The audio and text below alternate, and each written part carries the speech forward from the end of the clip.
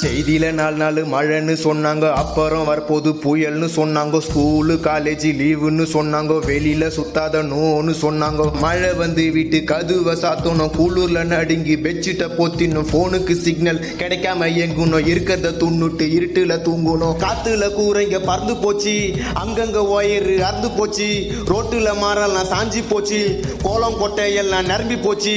மழையில சுத்துனா ஜொரத்துல தள்ளும், ஏறிங்க அறந்து ரோடெல்லாம் வெள்ளம், காரணம் புயலுங்கோ. தாறுமாறா தத்தளிக்கும் சென்னைங்கோ, பெருமையா சொன்னீங்கோ, வீட்டுக்குள்ள தண்ணிங்கோ.